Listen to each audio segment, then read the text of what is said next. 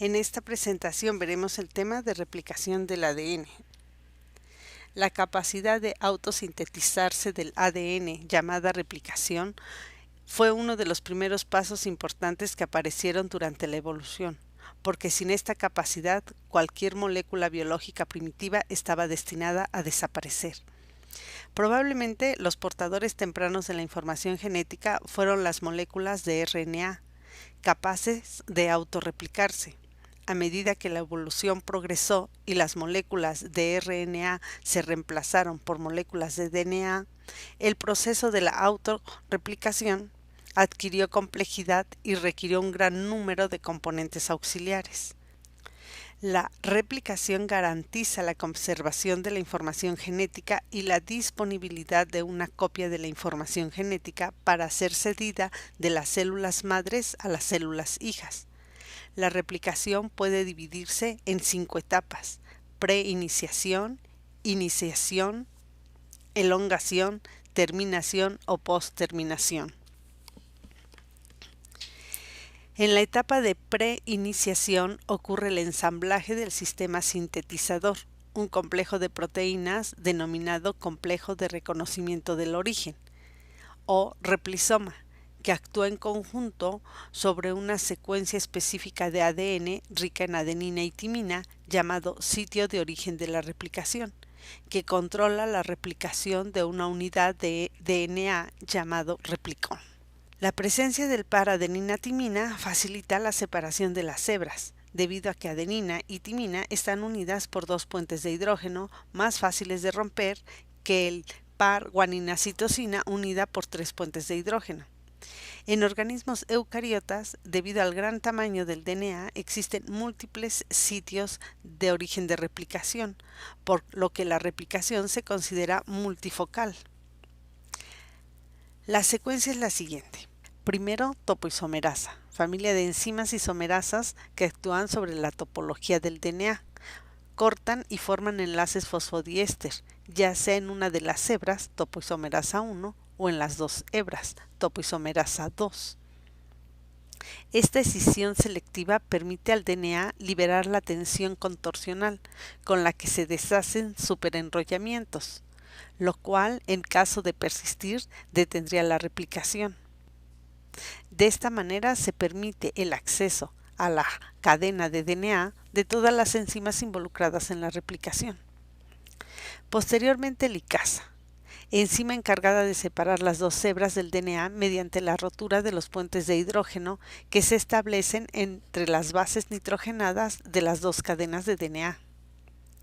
Una vez separadas las hebras, las proteínas de unión a cadena sencilla, llamadas SSB, de Single Strand DNA Binding Protein, en procariotas, o RPA, de Replication Protein A, en eucariotas, evitan la formación de los puentes de hidrógeno entre ambas cadenas, al mantenerlas separadas de forma transitoria para permitir que se copien.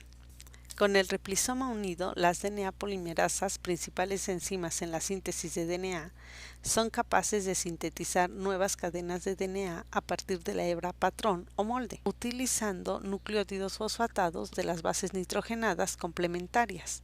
La adición de nucleótidos requiere energía, por ello es que cada nucleótido tiene 3 fosfatos unidos a él y se necesita de ATP, por lo cual existe una ATPasa. Una vez que toda esa maquinaria de proteínas se ha unido al ADN, iniciará la etapa de elongación. Cabe señalar que una característima importante del ADN polimerasa es que añade los nucleótidos en la dirección 5 a 3', siempre y cuando haya un extremo 3' disponible. Como resultado, la dirección en la cual leerá la cadena molde de DNA será de 3 a 5.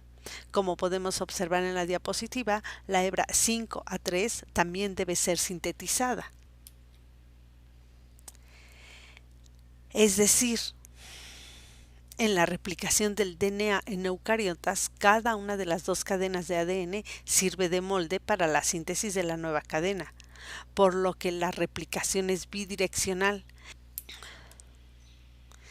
ya que a partir del sitio de origen de la replicación se sintetizan las dos cadenas en ambos sentidos, con dos puntos de crecimiento que forman lo que se conoce como una horquilla de replicación.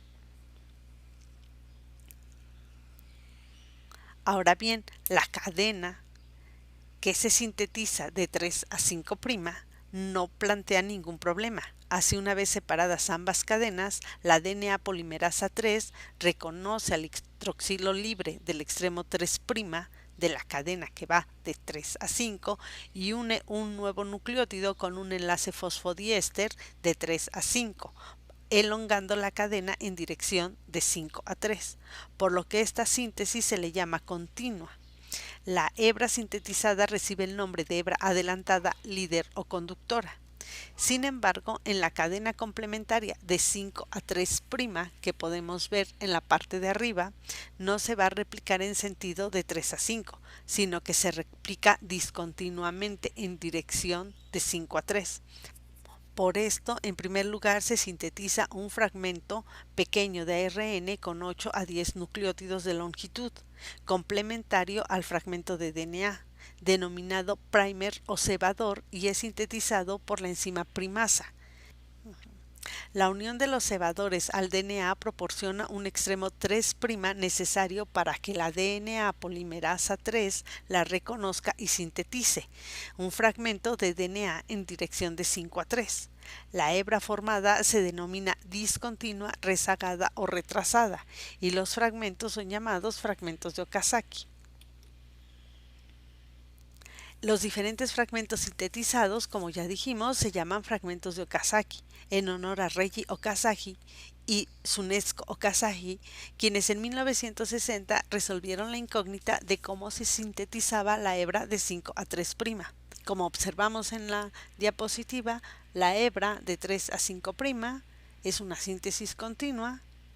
Observamos cómo el DNA se va sintetizando poco a poco, mientras que en la hebra de 5 a 3' se van formando estos pequeños fragmentos de Okazaki, llamándose síntesis discontinua. Posteriormente, los fragmentos de Okazaki tienen que ser removidos. Entonces, los cebadores, al estar conformados de RNA, se van degradando después por la nucleasa RNasa, la H1, FEN1, RTH1, y van siendo sustituidos por DNA debido a la acción de la ADN polimerasa 1. Finalmente, los huecos entre cada fragmento es unido mediante una ligasa.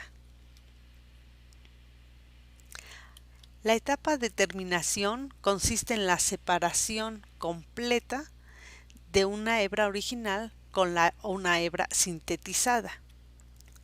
Michelson y Stahl en 1957 confirmaron la hipótesis sobre la replicación semiconservativa, estableciendo que cada una de las hebras de la doble cadena funciona como molde para la síntesis de una nueva cadena complementaria. Por lo tanto, en cada una de las células hijas se conservará una de las cadenas originales. Una vez replicadas ambas hebras, la etapa post-término consiste en la metilación de las bases nitrogenadas, principalmente de citosina, proceso mediante el cual se marca como hebra vieja lista para una nueva replicación. La metilación del ADN se realiza por las ADN metiltransferasas. La regulación epigenética por metilación es compleja, pero en general la metilación en elementos reguladores de los genes, tales como las regiones promotoras, potencializan, aíslan o reprimen la función genética. Por lo tanto, se puede ver disminuida la expresión. Mientras que en aquellas regiones desmetiladas, la expresión genética puede estar aumentada.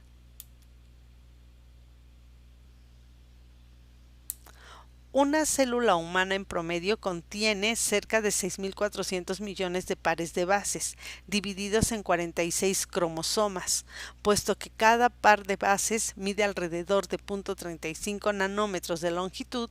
La longitud de los 6.400 millones de pares de bases que constituye una molécula de ADN completa se aproxima a 2 metros, ajustados a un núcleo de 10 micrómetros de diámetro, por lo que el ADN se mantiene condensado para poder permanecer en el núcleo.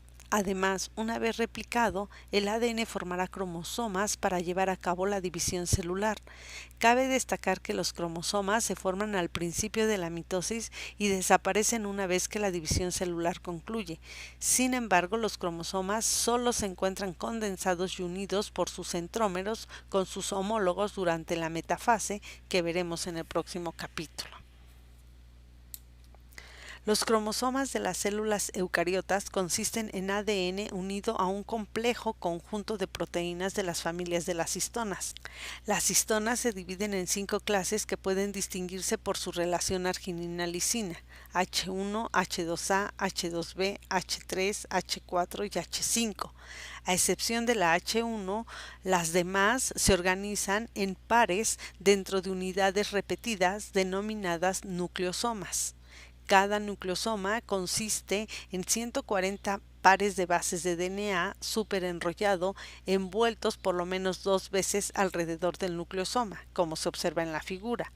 La histona restante, la de tipo H1, reside fuera de la partícula central del nucleosoma, siendo una histona de unión porque enlaza parte del ADN con el nucleosoma y los nucleosomas entre ellos. Una característica de la histona H1 es que puede retirarse de manera selectiva de las fibras del cromosoma, observándose como elemento separado, lo que le confiere la apariencia de cuentas de collar. Los nucleosomas representan el nivel más bajo de organización de la cromatina, formando las llamadas cuentas de collar, que corresponden al primer nivel de organización de la cromatina. Posteriormente, los nucleosomas se organizan en fibras de 30 nanómetros que a su vez se organizan en dominios de asas, siendo este el segundo nivel de organización de la cromatina. La siguiente etapa de jerarquización del empaquetamiento ocurre cuando los filamentos de cromatina de 30 nanómetros se organizan en una serie de asas superenrolladas con dominios que pueden compactarse en fibras aún más gruesas que corresponden al tercer nivel de organización de la cromatina. Cuando las células se preparan para la mitosis, las asas del DNA se unen en sus extremos con proteínas que forman parte de un andamiaje nuclear organizado y permanece eucromático, es decir, ligeramente compacta, hasta que, mediante una topoisomerasa tipo 2, se superenrolla volviéndose heterocromática hasta formar el cromosoma. La heterocromatina se puede dividir en 2 clases: la constitutiva, que permanece en el estado compacto en todas las células durante todo el tiempo y que representa el ADN que de forma permanente no será transcrito, y la facultativa, que es una cromatina que se inactiva de manera específica durante ciertas fases de la vida de un organismo o en ciertos tipos de células diferentes. Cada cromosoma está formado por un centrómero, que es el centro del cromosoma, y divide la cromatina en 2 diferentes zonas: el brazo corto, que es la parte más pequeña de cada una de las cromátidas, que prolonga desde el centrómero, denominado P por pequeño en francés, petit, y la zona de mayor tamaño de la cromatina, denominado brazo Q por cola, en francés Q, debido a que se representa en los diagramas biológicos desde la constricción del centrómero hacia abajo. El centrómero además sirve como estructura para la unión de las cromátidas, y a la misma altura del centrómero se encuentra el cinetócoro. En conjunto, ambas estructuras se encargan de controlar los movimientos de los cromosomas, y el cinetócoro sirve además para la unión de los cromosomas con el uso mitótico para la división celular. Cada persona tiene 23 pares de cromosomas, los cuales se heredan en cantidad igual tanto del padre como la madre. La mujer siempre aporta un cromosoma X, mientras que en el caso de los varones aportan un cromosoma X o un Y. Como observamos en la diapositiva, actualmente los genes pueden ser teñidos e incluso se puede determinar la posición de ellos dentro del cromosoma.